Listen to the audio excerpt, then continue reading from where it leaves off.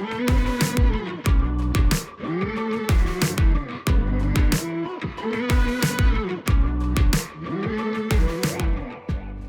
listening to the Decidedly podcast with Sanger Smith and Sean Smith. Our mission is to help business owners like you defeat bad decision-making so you can improve your health, wealth, and relationships. We do this by digging deep into the stories and expertise of our guests and distilling their knowledge into actionable wisdom for you to carry into your life and business. If you're new to the show, welcome. Be sure to hit the subscribe button so you won't miss out on any of our weekly episodes. If you prefer to watch this week's episode, head on over to YouTube for the full video. Now, let's get into this week's episode and defeat bad decision-making in your life and business.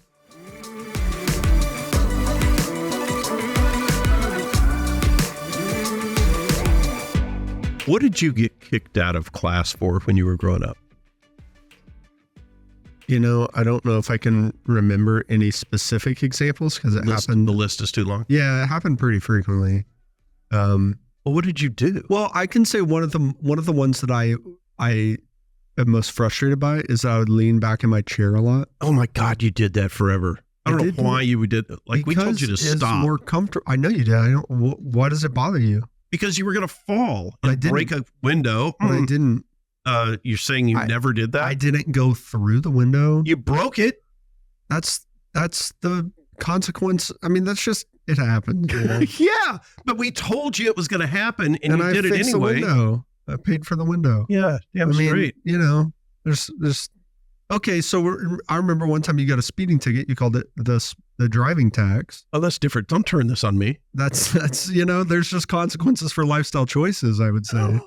And I want to lean back in my chair. Right. You know, it's more comfortable. Especially the teacher's boring. The teacher is, you know, chastising us for having fun and smiling. Let me lean back. Let me relax. I'm bored. I finished the worksheet 25 minutes ago. You won't let me do anything. You won't let me get on my phone. Let me lean back in my chair. And so they would kick me out for that sometimes. You had it coming. I don't know about that. You guy, what's going on with your throat? I don't know. Leave me alone. Okay. So you never got kicked out? No. I know you never got kicked out. No, I was a good kid. I was a good student. Why do you think you were such a conformist and I was not? Why do you think? I think I know why you were a conformist, because you were always in different schools and moved around a lot. And I had to be. You kind of had to blend in. Why do you think I wasn't? I think you didn't have to make new friends. I think also we put you in situations that didn't suit you. I grew up and, for example, team sports for me were my thing. I played soccer, I played football, I did all the team sports, and team sports were not your jam. They weren't? No, you're just now realizing this? I mean, I liked soccer. No, you didn't. I didn't? You got kicked out of games. You got kicked off teams. Team sports were not your thing. I was a red card champion. Oh, yeah. So that's true. You're starting to put two and two together that maybe individual sports might be better for you, like jujitsu. But you're saying it's your fault that you put me in those I'm saying sports? I wasn't aware enough at the time that you would be better suited to individual sports, because I thought I just brought to the table, hey, like I liked team sports, so you should like team sports. You did that a lot with a lot of things. I think you were like, well, what else do I know? That's what you know. You're like, I went to that school. That school's fine. Sure. Yeah. I'm sorry for that. Yeah, 30 years ago, it was a good school. Sorry, it's fine. It's what's changed. How can it be different? How can it be any different? This is what I did. You know, I hope I don't do that, but I'm sure I will do that as a dad. Yeah, that's how it goes. You know, but oh well. You know what you know. What do you think you are? What's your like most rebellious or countercultural quality? I would say that I am not a good follower. I'm not a good employee. And so where that manifested itself is I found myself working for myself. So I put myself in a situation to own my business. Well, no, I said, I'd rather own my own business. I find that I, don't want to be in a situation where I have to follow the rules. Same. Yeah. Our guest today, David Rendall, is an amazing, fantastic public speaker, and his best-selling book, The Freak Factor, is all about how to let your individuality shine. And if you ever see Dave, if you're watching the video on Spotify, you're going to know right away that this guy drinks his own Kool-Aid, because he is all about brightly colored pink things. He stands out visually.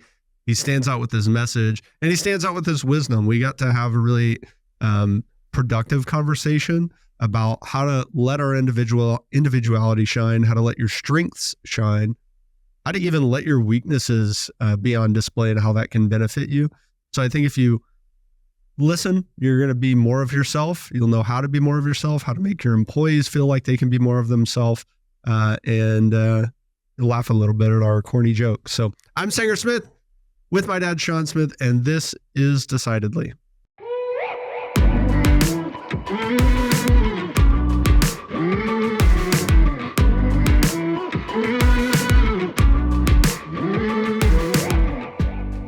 Dave, ready to get freaky? Hey, Dave. I'm ready to take you guys off to a good start. I love it. Yeah. Dave, I saw you speak at an event. Gosh, I think it must have been like 9 years ago. Holy cow, 9 years ago. Yeah, I think your book, Freak Factor, had just come out, and I got you to sign a copy. I gave it to Sanger. I don't know if I told you, Sanger. So Dave was up on stage, and I remember what you talked about. But what I really remember is Dave comes out on stage. He's wearing hot pink pants. Nice. Right.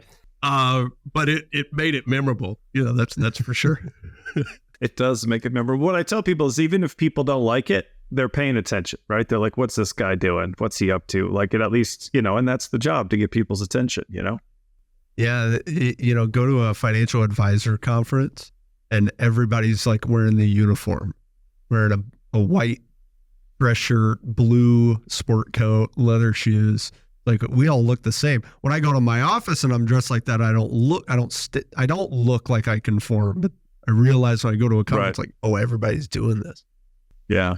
But there's some value in that conformity, in, not sticking out. There's some value in sort of being a team player and doing those things. But your approach, I mean, what you talk about says almost the opposite. How did you get into sort of taking that approach? Take me through how that sort of revealed itself to you. Well, some of it was involuntary, right? I'm 6'6", so you don't get to blend in, even if you wanted to. Grew up poor, so when you got patches on your pants, you look ridiculous and you stand out even though you don't want to. But during those times, I wished I could conform, right? I wished I could fit in, but I learned, especially as a business owner, people are constantly coming up to me. Why do you do that? Saying things about the pants, telling me they like the pants and all the other pink that I wear. And it's a way to be memorable. It's a way to get people's attention. And that's what you need to do in business. If nobody's paying attention to you, if nobody even knows you exist, if no one is interested in connecting with you. So I have people coming up to me who want me to tell them what I'm up to, oftentimes specifically just because of the pink. So it's a great attractor. It's a great way to be memorable. It's also, it's practicing what I preach. My message is that standing out is valuable. And if I'm up there, to Sanger's point from earlier, dressed like everybody else, telling you to be weird, acting like everybody else, telling you to freak out, looking like it, then it's inconsistent, right? And so I'm not going to tell anybody else to do something that I'm not doing. And I wouldn't be telling them that if it wasn't working. And think about this. I mean, it was 9 years ago. How many other people do you remember from 9 years ago? There's a lot of people who look like me from all the demographic categories at every presentation. So why are they going to remember another middle-aged guy going across the stage? And a lot of it's because I do things differently. Not just that I look differently, but I also, communicate a little bit differently, use a little bit more humor, talk about things that are a little bit more surprising, unconventional, that kind of stuff. So when you were younger, you stood out and you hated it. What happened that made you start to embrace it? A lot of that stuff is dependent on the situation. When I was younger, I didn't have any confidence because the message was to fit in, right? The other kids would make fun of you when you didn't. The adults would punish you when you didn't.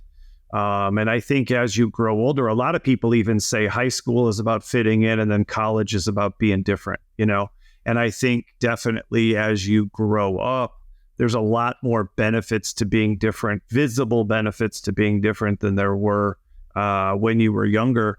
And so I think it has just been a long series of experiments. I didn't start by wearing pink pants. I got some pink shoes, and people loved it. The pink pants, the first time I wore it, I was worried it might not work, or people would think it was a gimmick, or something like that. But I mean, now my car's pink, and my all my books are pink, and my triathlon bike is pink, and I have pink tattoos. And it's a never-ending source of, like I said, attention and memorability that you just can't buy. I talked about it one time at a conference for people in the HVAC business, plumbing and HVAC, and I told them, is anybody coming up to you and asking you what you're up to and why you're dressed that way? And this husband-wife team from Cincinnati just went full-on pink with their business: pink walls, pink shirts, pink vans. And the guy sent me a message a couple years later, and he's like, it's absolutely transformed our business. Nobody sees a pink plumbing vehicle, And he goes, so I said, well, did it work? I said, you did it, but did it work? He goes, yeah. He goes, people used to have to hear about us 6-7 times. He goes, now they see us once, and they remember forever, our business. And so it's just been a series of experiments and seeing it work and seeing it matter. And also realizing that the message was that conformity works, but my experience was that it didn't, that you end up invisible, you end up average, you end up mediocre, and nobody remembers you and nobody pays attention to you in the first place. And that might be why that's the prevalent advice. The prevailing advice is blend in because most advice is necessarily going to come from people who are average. Hey, this is what worked out for me, our buddy. Blend in, shut up. Don't get promoted too far. You'll have too much responsibility. Well, it might be that blending in works for most people because most people are not at the margins, right? And most people don't have an extraordinary strength or weakness to capitalize on, perhaps.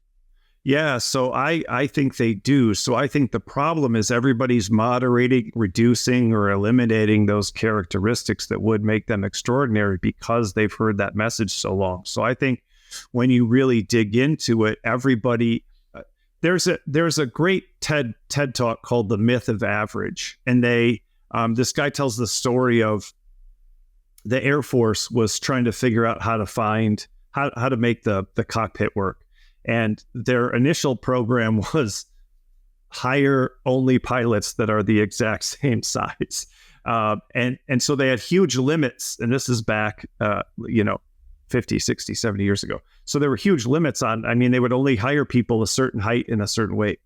And then they hired this guy to help them figure it out. And so he measured the height and weight of every single person, their arm length, their leg length, their hand size, their head size, everything.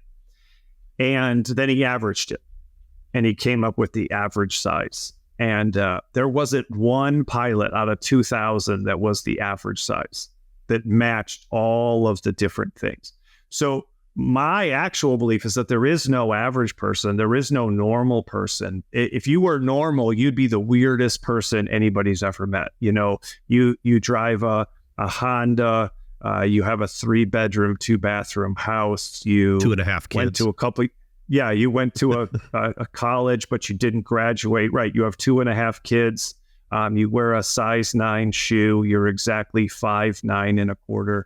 Like, you'd be the wildest person that anybody had ever met.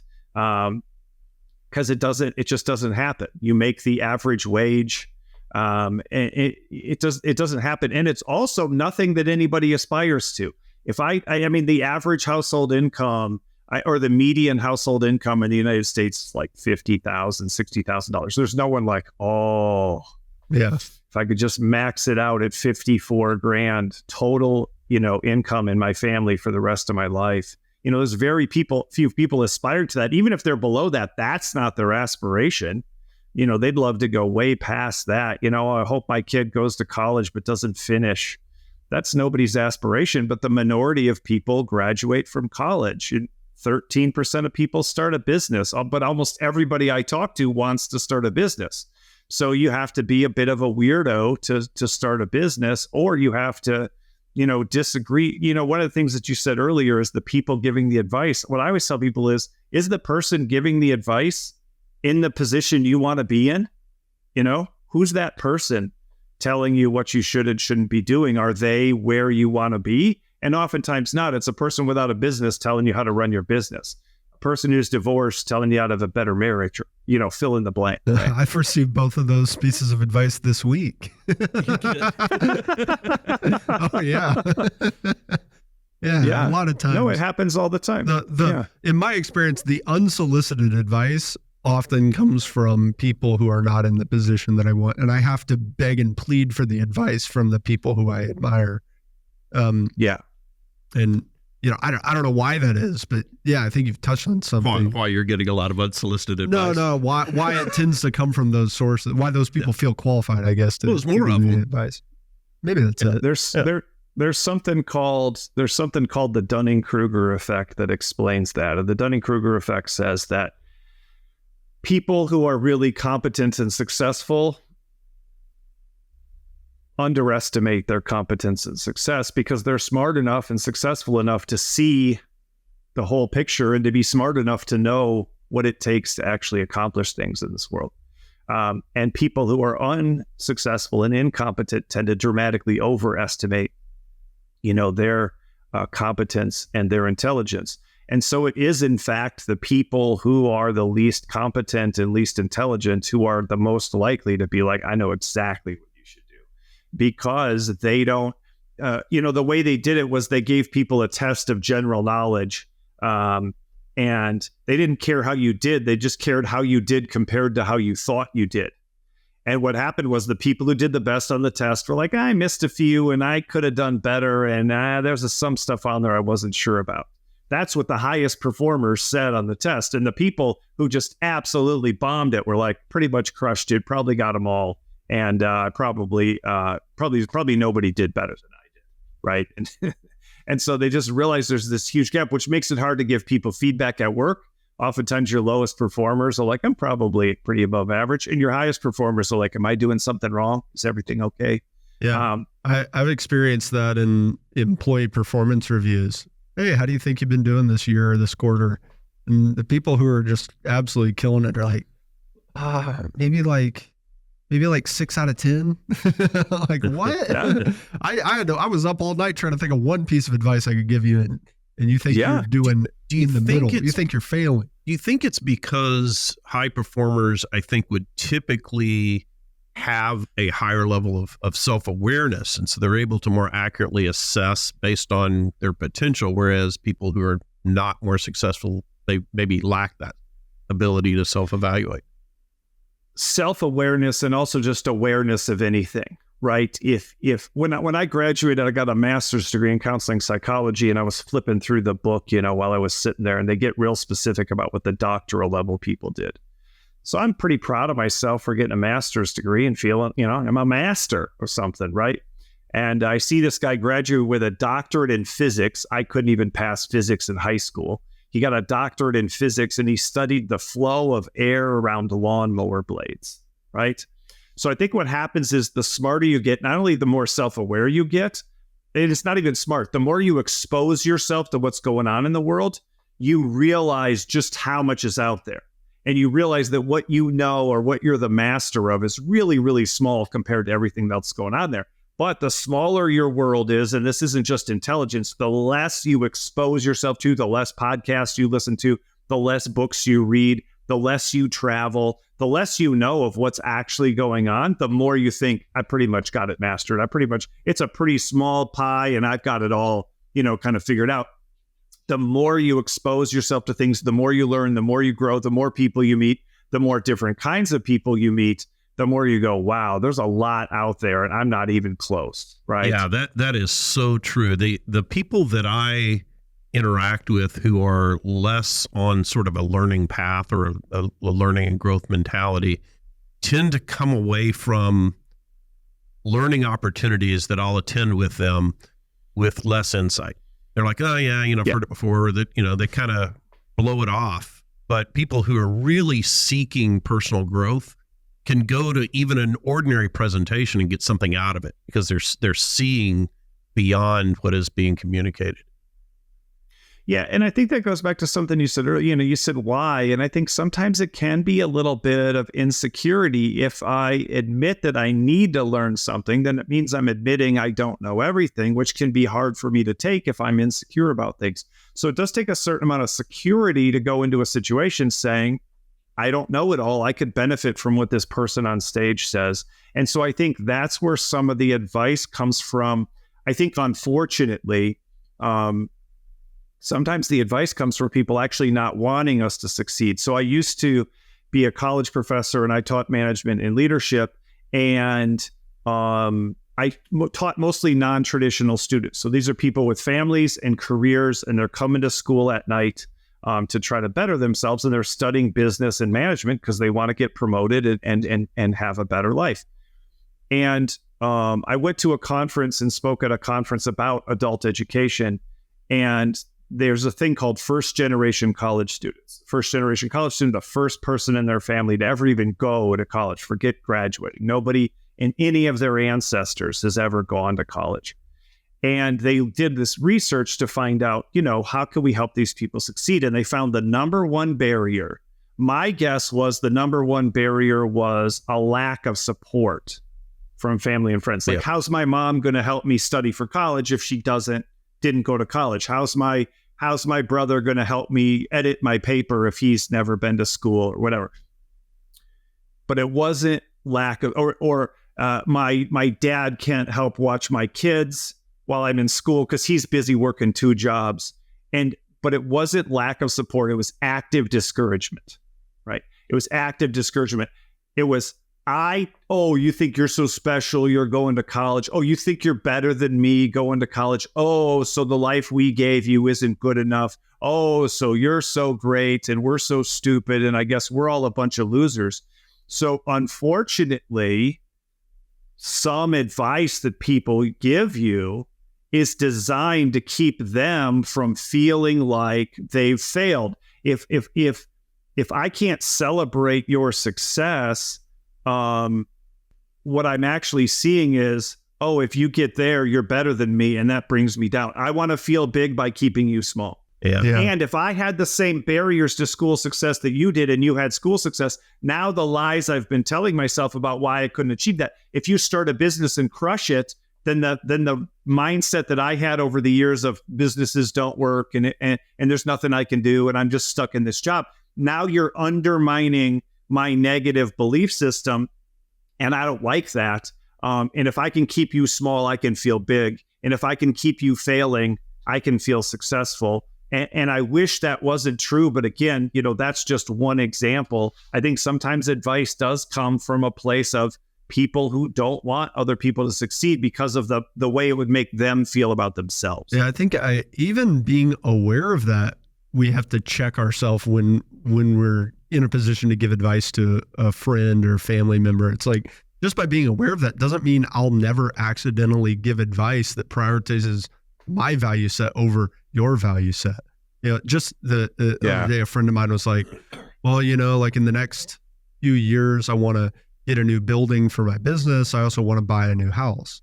And he was like, well, my parents said I should get the house first. What do you think? And I almost just said the opposite of them. I almost said, get the building first. And I realized that I was going to give him the same type of advice that his parents had given him. His parents, who had never owned a business, are looking at this from the perspective of, well, the most important thing you can do for your financial future is get yourself a house. And I'm looking from an entrepreneur perspective, saying the most important thing you can do is make sure your business is crushing it. And then you figure out everything else afterwards. Yeah, I had a little bit of that. But it's up to him. It's like, I don't know what's important to him. I had, so I was the first person in my family to graduate college. And during college, when financial stresses happened, I didn't have anybody that I could turn to that would help me struggle through those financial issues and graduate. And I don't think that my parents were trying to be malicious or hold me down or, any of that. I don't think they came from a bad place. Just the advice sort of just stopped because they didn't know what to do either. And I think it really highlights kind of the point you're making is make sure you're getting advice from people who have been there or who can be objective and aren't sour graping it, for example. I want to go back to what we were talking about a minute ago. We were talking about sort of looking at leaning into weaknesses or perceived weaknesses that can really be opportunities to shine. Yeah. How do you assess what those characteristics are? And I'm not talking about the demographic characteristics of being 6'6" or something, but sort of the psychographic characteristics about I tend to be, on the extreme of conscientiousness, organization, or aggressiveness, or whatever it is. How do you determine what those opportunities to highlight can be? Yeah. So, I mean, I think it starts with self-assessment, right? I mean, there's a lot of great assessments out there. DISC, MBTI, Myers-Briggs, StrengthsFinder is a good one. Colby, there's a lot of great ones. I've got a new one that I'm developing called Amplify. And there's a short assessment connected to my Freak Factor book that people can do where you pick your strengths and weaknesses and then see how they're connected. But also, you got to then correlate that with what are other people telling you, right? What kind of feedback do you get from your spouse a lot? What kind of feedback do you get from your kids a lot? What kind of feedback do you get from your employees a lot? What kind of feedback do you get from your partners? And if you start to see patterns, then that's a pretty good sign that's you, right? If you're like, I think I'm like this and everybody else disagrees, then you got to look at whether you're wrong about your self-awareness. But when you start to see patterns, when you start to see consistency, but also, I mean, I do think some people do have a healthy enough sense of themselves. When I go to parties, I start to get exhausted and I don't like to be around large groups of people. I recharge by being by myself and I like peace and quiet and I don't like a lot of activity. I mean, my oldest daughter was smart enough to she understood herself well enough, 6, 7, 8 years old, to be like, group sports isn't my thing. A ball, lots of kids, lots of noise, getting hit in the face, running into people, getting tired and exhausted. That's not for me, right? At a very young age, she was able to say sports is not my thing, right? So I do think part of it, but also, how often is anybody asking us, to your point about conforming earlier, usually people aren't really saying, who are you? They're saying, here's what I want you to be. So part of it is just taking the time and having the confidence to say, I need to know who I am and I need to not let other people try to define me. But I think it's looking at those kinds of things and it's believing it's important. I think another reason people don't necessarily look at themselves and think about things like self-awareness is because it's like, well, it doesn't matter who I am. It just matters, what does my boss need from me and what does my spouse need from me and what do my kids need from me? And so they're just busy looking out at everything that's required instead of looking in to say, how does that relate to who I actually am and my ability to deliver on those things? When you've obviously made a conscious decision to stand out, did you ever get advice on that, or is it something you figured out? Yeah, I mean, any of the advice would have been the opposite, right? And you can tell that because if you go to a trade show, like you said, you go to a financial conference, you go to a wealth management conference, if you look down the trade show booths, they're all dark blue, dark red, white lettering, primary colors. People are dressed professionally, whatever that means. A lot of golf shirts, a lot of blazers. There's not a lime green one. There's not a bright pink one. So what most people do is they kind of look around and kind of go, what's everybody else doing? And that must be working. So I'm going to do it. And I think that's the biggest mistake. They assume it's working. What they don't know is that booth right next to you is about to go out of business. The next three down haven't made money for the last 5 years because no one knows how they're any different than any of the other wealth managers. One of my favorite wealth management stories is I did a talk once for this. I don't know if they exist anymore, but it was like a broker dealer. I'm blanking on the name right now. Broker dealer, like up in Boston, and unfortunately, I spoke to them like in 2008 when the financial crisis. Like I think I was on stage. As they were walking out with boxes behind you. When like 75 people left the room as the stock market, tanked like 1,000% in a day. But they had a rule with that broker dealer that you couldn't have facial hair, right? Nobody likes facial hair. No one's going to invest with somebody with facial hair. The statistics show that the facial hair isn't going to get you the widest customer base, and it's going to turn people off.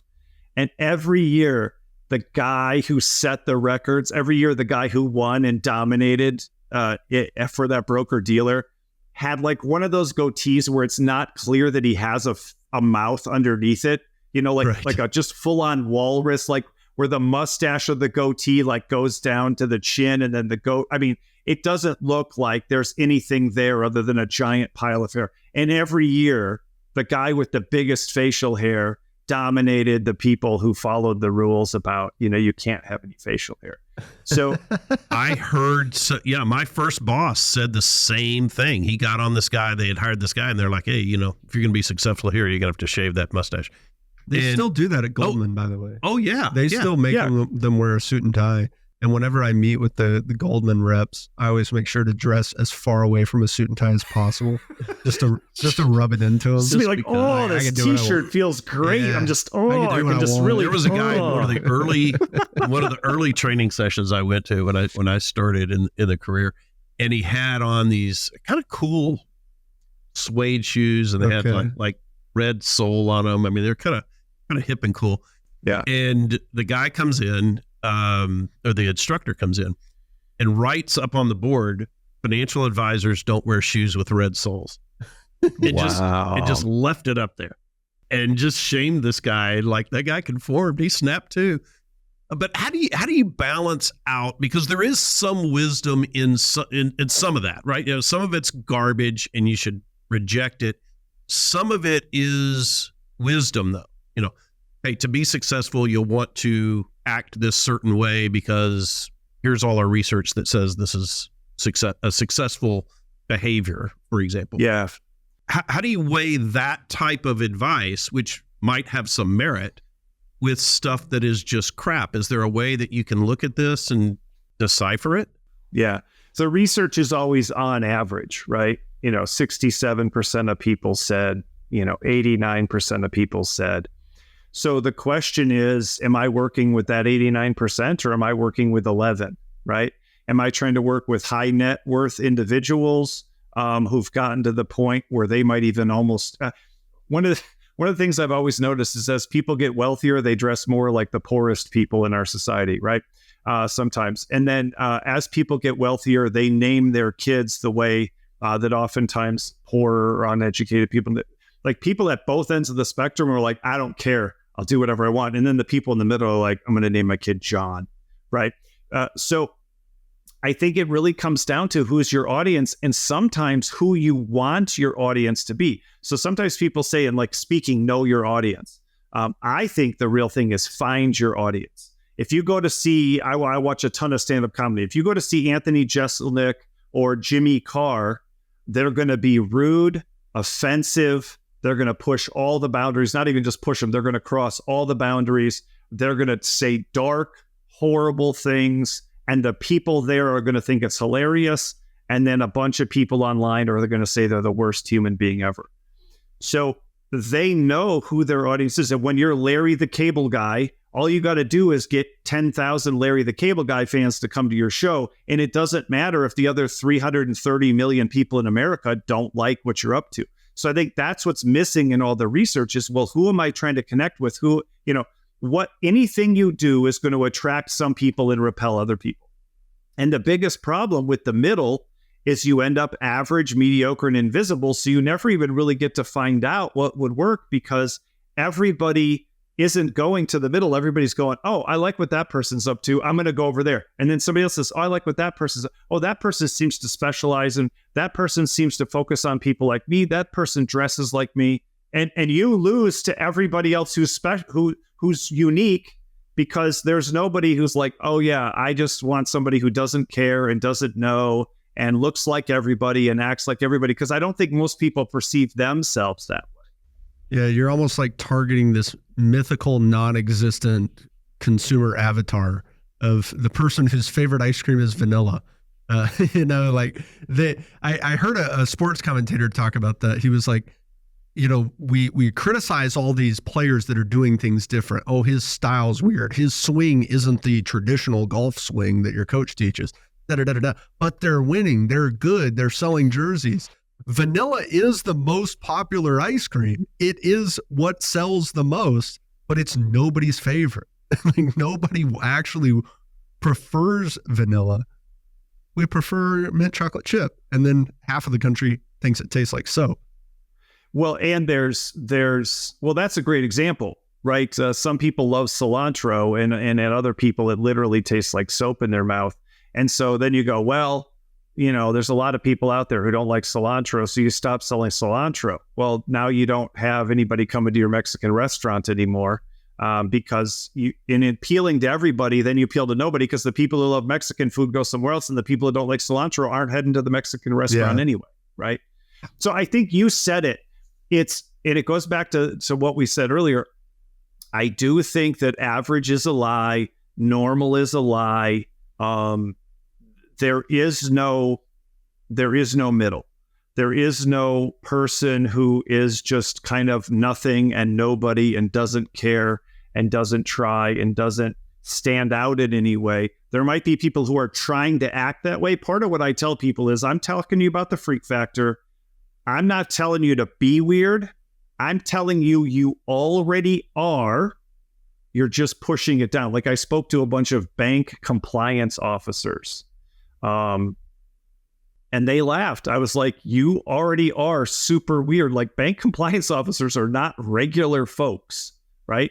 Yeah. You already are weird. The question is, are you going to let yourself admit to other people that you get off on compliance, that you love a good spreadsheet, that you love some analysis, that you love to crack open your laptop and run some numbers, that you love following the rules, that you love little tiny details? Are you willing to accept that about yourself? Or are you going to pretend like, hey, I'm a cool guy. Like, I'm into whatever. I watch Netflix. It's like, no, it's fine. You are a unique breed of person, and you have a lot of value. And at a bank compliance officer event, you can have a lot of fun and make a bunch of friends who get you, right? Yeah. So I think everybody's like that. And that's why conferences and stuff like that work, because you go find a bunch of people who are weird in the same way you are, but there's no conference for normal people. So is there ever a limit to it? Because I can see the benefit to this constructive individuality that you're talking about. I like that, instructive individuality. And I talking about wealth advisors. There's this guy, I think I've even told this story on a podcast. I went to a conference of financial advisors. There's a guy wearing a red shirt, red jacket, red cowboy boots, bright red. Was he carrying a pitchfork? No, he didn't have horns. I was going to tell you who it was. Or anything. Sanger was having a terrible, terrible dream. He'd gone the wrong way after. I was actually at Goldman. Well, then it was. He did have a pitchfork. If it was at Goldman, were you in the basement? Yeah. So this guy, it immediately struck me because I kind of had the opposite attitude. I was not as open to these ideas that you're talking about, Dave. And I was like, yeah, man, that's not a good move for a financial advisor. Who's going to trust him? And I find out the guy's crushing it. And he also happens to live in Lubbock. Well, Texas Tech's big deal there. Oh, there you go. Okay. They love red. Lubbock, they love Texas Tech, Cowboys, people with a different sensibility. Right. Who are you trying to? He wasn't trying to get the people at Goldman to hire him. He was trying to get the people in his neighborhood to hire him, right? That's a totally so how different do I balance that with a counterproductive, rebellious attitude? So if I have a face tattoo, that's going to be... might be over the line. It might be over the line for a wealth manager. Maybe not for a makeup artist. Yeah, unless you're doing wealth management for people in prison. That's a great example. So, what you want is something that attracts the right people. You're doing it you said instructive individuality or productive individuality. So what you're asking is this going to attract the right people And is it going to repel the wrong people, right? So somebody did say once, like they talked to me for an hour in person about speaking at their event. And then they were like, hey, are the pink pants optional? And I'm like, well, I've never done it without pants, but I mean, I'm open to it. And do you pay me more if I'm up there, in my undies? What the pink pants do is if somebody doesn't like the pink pants, they're probably not going to like the talk. Does that make sense? Yeah. And people who think the pink pants are awesome are probably going to like the talk. So it's a way to, it's a way to weed out. It's like cleaning your list, right? It's a way to screen for, your ideal customer. So I think the question is, if it's repelling basically everyone and attracting almost no one, then, but to your face tattoo thing, I think 5 years ago, people would have told you no one should have a face tattoo unless you're trying to be in a gang or run some kind of prison gang. And then people like Post Malone and Jelly Roll are having just amazing success right now in music.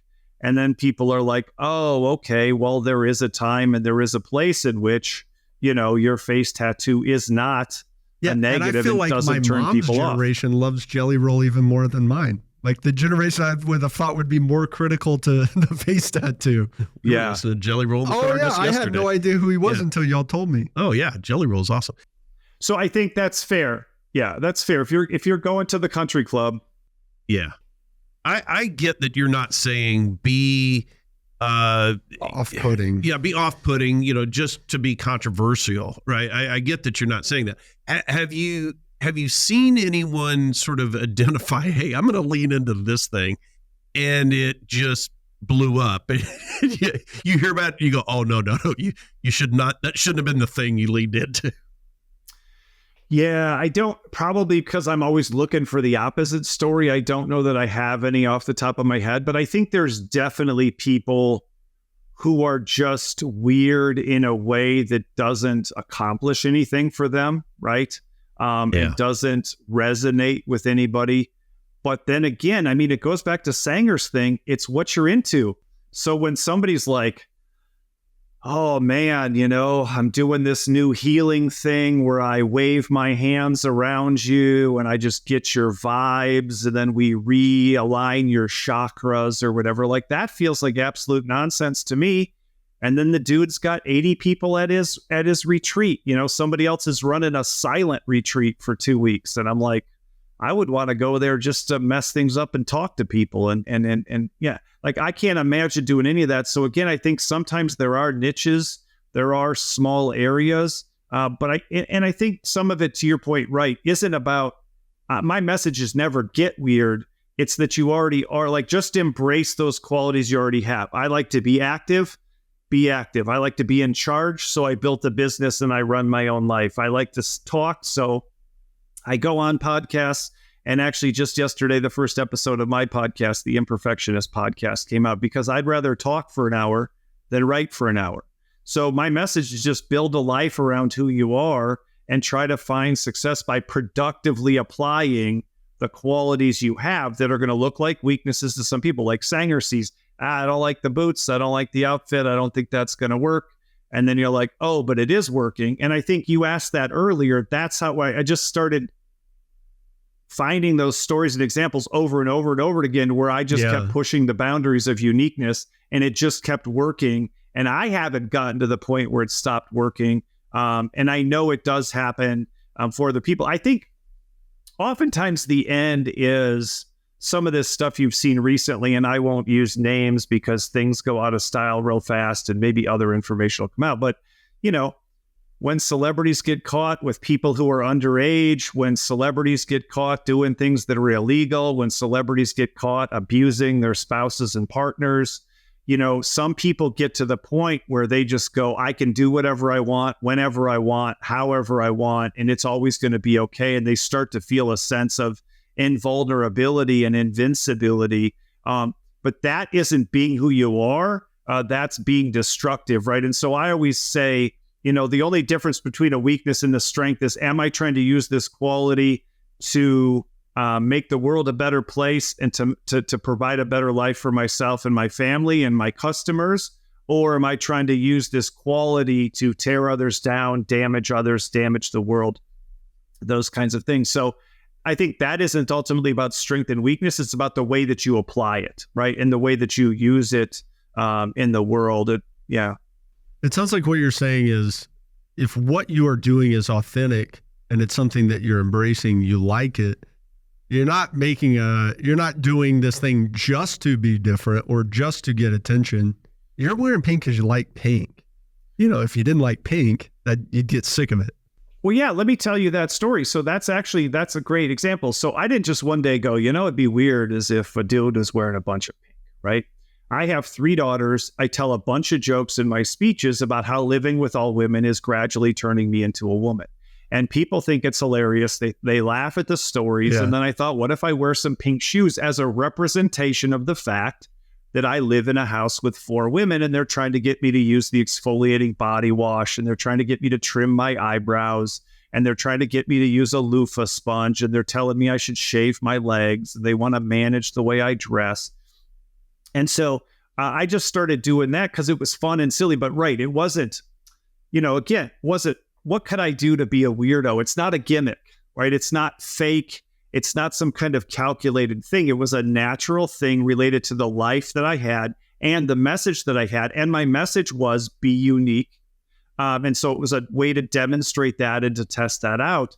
But yeah, the pink was not a strategic marketing decision in the beginning. It was just a natural outgrowth of the life that I had. So yeah, that's what I'm telling people to do is not, I'm not telling people, go on AI and ask them what you could do that's weird that no one else is doing. I'm saying, look inside yourself and build a life around who you are, what you like, your value set. You use that phrase, that word, that phrase earlier. What do you care about? What matters to you? And how can you use your unique strengths and weaknesses to further those goals and to make the world a better place in the way, that you think, fits with your belief system? So now what if you have people who are working for you and they're being themselves, they're being authentic, but their authentic expression of who they are is kind of like disruptive, killing the vibe. Maybe. Yeah. Or maybe it's disruptive. Yeah. Yeah. The big part of the freak factor message that I share is you have to accept and appreciate yourself and others. And you need to amplify who you are, but you have to match that to the situation. So I don't get to go to work where they need me to sit still and be quiet and do what I'm told and tell them, I love to stand up and talk and do my own thing. And if you don't like it, screw you. I can live my life that way, but I can't expect that you're going to keep paying me for that if that's not what you need, right? And you say, Dave, I really need you to manage these details and manage these spreadsheets. And I'm just like, that's not really my thing, man. But keep sending me my paycheck and keep, employing me and taking care of my benefits. So I think the alignment is a huge part of this. I'm not asking teachers at school to appreciate the fact that I like to stand up and talk and run my own business. I'm an adult now and I don't need to make those people happy and I don't have to deal with them anymore. And so you have to match who you are to where you are. And if who you are doesn't match where you are, that's not the employer's responsibility. That's your responsibility. Now, I do encourage employers to do their best to create an environment where people can potentially productively. Maybe that person needs to move from accounting to marketing. Maybe they need to move from marketing to sales. Maybe they need to move into customer service. Maybe on a micro level, what they're doing doesn't fit, but in a different area, it could. And maybe you can get the best out of that person just in a different role or by adjusting their responsibilities. So I'm working with a company on the Amplify assessment right now. And there was somebody in customer service who hates the documentation part. But they do these things called client roundtables, and she loves managing those and organizing those and communicating with the clients and connecting to those clients in that way. Another customer service rep, same job description.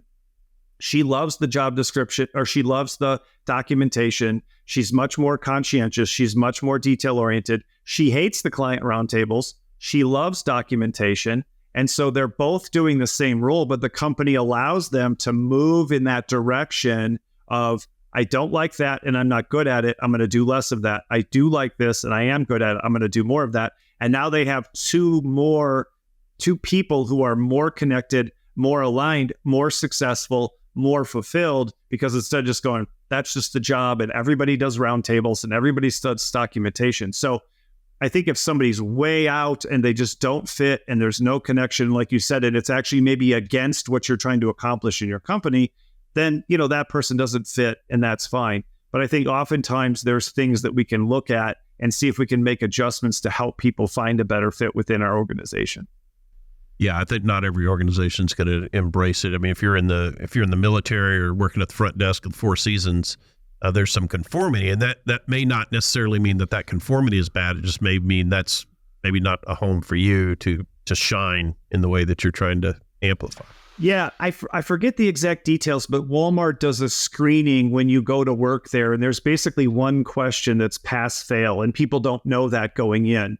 But there's basically one question that's pass-fail, and it's like, do you like to do what other people tell you to do, or something like that, right? And if you go no, then it's just like, a big red X doesn't come up on the screen. Like, they don't let you know in that moment, but just like those people don't make it. But I think that's a more important point. The Four Seasons picks people who are aligned with what they're trying to accomplish at the Four Seasons on the front end. They don't try to turn you into somebody. So it really isn't conformity in the sense that we think of. They're not asking you to conform. They're hoping to find people who go, yeah, I get it. I like to help people. I'm a little bit classy. I got good manners. I've always been kind of professional and kind of a grown-up. I enjoy helping other people to have a good time or to have a good experience. I'm very responsible, right? And that's really my vibe. That's what they're trying to do. So that's what I really encourage companies to do is you're not going to turn somebody into the person you need them to be. You need to find the people with, to your point, the vibe, the culture, the value set, those kinds of things. You want to look for those people in the front end, because that's a big mistake some people make, because they're like, if someone's got the motivation, I can turn them into whatever I need. I can turn you into customer service rep. I can turn you into a salesperson. You can't turn somebody into a salesperson. You can make them better at sales, but you can't turn somebody into a salesperson. There's some people who've been selling since they were 7 years old and it wasn't a training program. Some people get it and some people don't. Some people will keep going in the face of no, and some people won't. And you can't teach that, and you can't even incentivize that. That's what sales is. There's huge incentives. How many people wash out of wealth advising? How many people wash out of financial? It's outrageous. The number is outrageous. If somebody had a reliable way to turn anyone into a good wealth advisor, they would never need to do wealth advising again, because they'd be a multi-billionaire. The success rate in this field is so low because there's a limited number of people that have what it takes to do this. And even the people who sort of limp along only do it for a very short period of time. If it's not who you are, it's just not going to happen. If it's who you are, you can get better at it and you can have great success. If it doesn't fit with who you are and with your general mindset and way of doing things, there's no chance that you're going to be a high performer. Yeah, you can't fake it. Decidedly, we go through our values every day, and one of those values is have the freedom to be yourself. And that's both like an encouragement of myself to be myself, but it's, hey, I need to put myself in the position where I do have the freedom to be myself. If I'm finding myself in a position that is asking me to conform repeatedly to something that's antithetical to my strengths, I got to get out of that position, because I'm going to do myself a disservice, and whatever organization or employee or boss or whomever, client maybe even, who's relying on me and expecting me to conform, I'm going to do them a disservice, because I can't do this fake thing as well as someone who can be authentic doing it. Yeah, and I think when you look at a company, you want to allow that company to embrace its freak factor, let's say. And so if you're designing the company to stand out in the marketplace, to be unique in the marketplace, to capitalize on the things that are different, then to your point, Sanger, I think you bring in people, allow them to be themselves, but you've got to do a good job of hiring the right people who what they're wanting to be. I've definitely hired the wrong people before. I think we all have. Earlier I was thinking of when we started talking about employees, I used to have a guy that would wear contrasting plaid patterns. And he was so adamant that was like the cool thing. And I was like, dude, you want to wear a green suit? That's cool. But please have the pants match the jacket. Right. My eyes are bleeding a little bit when I'm looking at you. Yeah. I think you made a great point there a couple of seconds ago. I think one of the lies, we were talking about that earlier, the lie about the middle. The other lie is organizations just go, I don't need people to be themselves. I don't need people to be happy. I don't need people to be in the right spot. I just need people to do their job and everything's going to be fine. Just follow the rules, do your job, do what you're told. And to your point, those people aren't productive. They're not engaged. They're not successful. They're not fulfilled. They don't put time and energy into their work. People are like, I don't have time for this stuff, Dave. I just need people to do their work. People only do their work when it fits them. And when it doesn't, sometimes they're literally not doing anything. This isn't, oh, well, Dave, we're not here just to make the employees happy. We got a business to run. Guess when your business runs best, and guess when it won't. If you've got a bunch of unhappy, unmotivated, unaligned employees just barely going through the motions every day, that's a massive amount of work to do as a manager. This is for organizations. This isn't socialism for the employees. Everybody's awesome. Everybody gets what they want, and it doesn't matter what they do. Helping people find the right fit, like Sean just said, finding the people who fit in the first place, making sure they're aligned with what you're trying to do as an organization. If you're unique, are they unique in that same way? Do they value uniqueness? Are they willing to support that? That's absolutely huge. And if you get that right, everything else is automatic almost. And if you don't get that right, every single day is a slog, because forcing people to do what they don't want to do is nearly impossible. And I studied leadership and taught it and wrote books about it. And it's really, really hard, if not impossible, to just force people to do what they don't want to do. And that's what you have when you don't have a line. Yeah, that's a good point. Dave, thanks for being here. A final question for you. What is your final decision-making tip for business owners? Yeah. One of my favorites is, and I learned this a long time, maybe reading the 7 Habits of Highly Effective People. And they ask you guys talked about values, you set up your mission, you set up your vision, you set up your core values, you set up the key roles in your life and all this kind of stuff. And the biggest thing that I ever learned about decision-making that I really like is what I call basically pre-deciding, right? You don't, in the moment, in the middle of some situation, decide what you're going to do. You decide ahead of time what your values, your goals, and your mission are. And then in the moment, you make decisions that are consistent with that. Does that make sense? So If I decide that I'm going to be healthy, this is a great example because it just happened. I'm doing 75 Hard, which is this program where every day you're supposed to do 2 45-minute workouts. One has to be outside. You drink a gallon of water, you read 10 pages of a nonfiction book, you follow some kind of diet, and you don't drink alcohol or eat a bunch of sweets. And one of the workouts has to be outside, and there's sort of no excuses except, he's got liability issues. So he's like, look, if there's a hurricane or a lightning storm, don't go outside.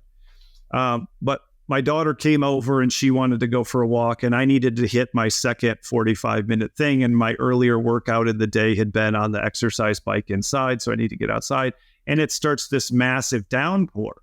So what I've decided is I do what I say I'm going to do. I achieve the goals that I set in my life. And when I say I'm going to do something, I do that thing. So there was no real decision to be made in the moment of, am I going to walk in the rain? I just walked in the rain, put on my rain jacket, and went and did it. If I say I'm going to do my 45 minutes, I'm going to do my 45 minutes. My wife and I just had our 29th wedding anniversary. If I value my marriage, I'm going to do things that are consistent with trying to make that marriage better and trying to keep that marriage together.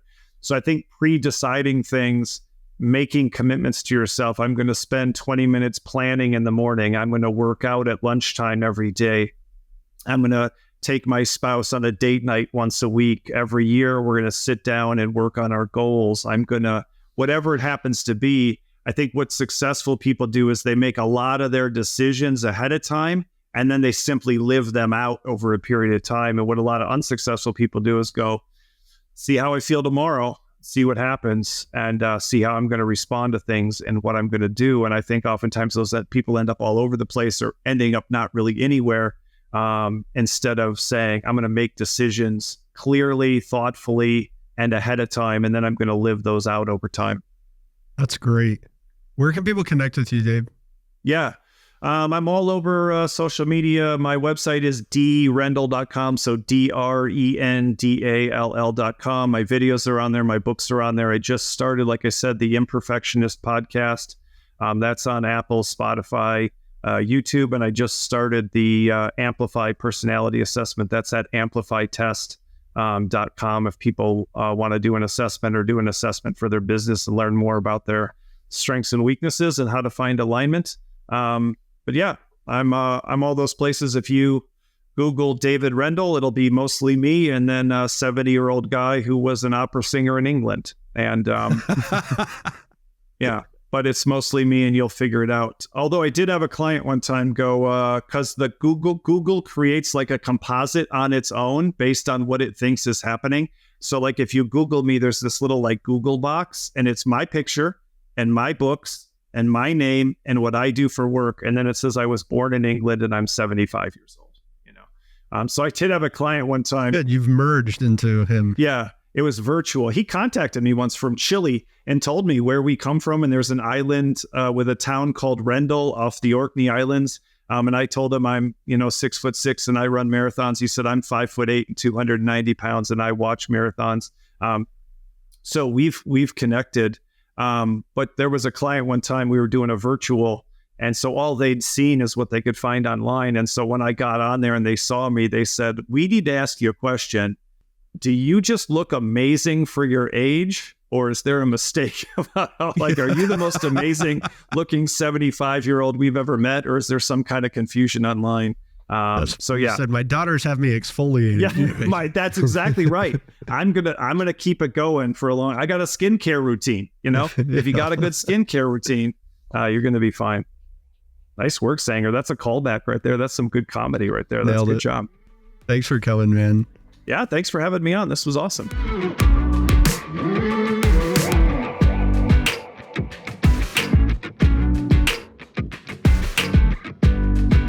My takeaway from talking with Dave is when you're looking at leading a company or owning a company, embracing your uniqueness. He called it the freak factor. But when you're doing that, don't be afraid to do it. Embrace it so that you stand out from the average, as long as it's attracting the people that you want. I think a lot of times people are just different for the sake of being contrarian, and it might be repelling the people that you want. And so I think that was a good point he made about when you're embracing it, make sure it's creating a positive effect and bringing on the people that you want. I got a good reminder today to evaluate the source of the advice. If the people who are giving me advice are not in a position that I want to be in, and I need to be aware of that when I'm evaluating the advice. And they might be in a lot of successful positions. I remember one time we were in Vegas at a financial, I don't remember if it was Barron's or something. We were at some conference. Mm-hmm. I was like, man, these guys are so successful. And you said financially. Yeah. And then I thought about it. I was like, oh yeah, that one guy was on his third marriage, or that other guy, his kids don't talk to him. Oh yeah, this is about the only thing they got going for them. So yeah, if they got ideas on how to get a new client, I'll listen. But beyond that, everything else, I'm going to kind of toss it. You just made a great decision to listen to this episode of Decidedly. Make another great decision by subscribing to the show and leaving us a 5-star review wherever you're listening. We appreciate the support. It helps business owners like you find our community and defeat bad decision-making in their own lives. For more decision-making insights, check us out at decidedlypodcast.com, on Instagram at decidedlypodcast, or grab a copy of Sanger and Sean's books from the links in the show notes. Finally, we'd like to thank Shelby Peterson of Transcend Media for editing and post-production of the show. Thanks for listening. I'm Morgan, your producer, and this is Decidedly.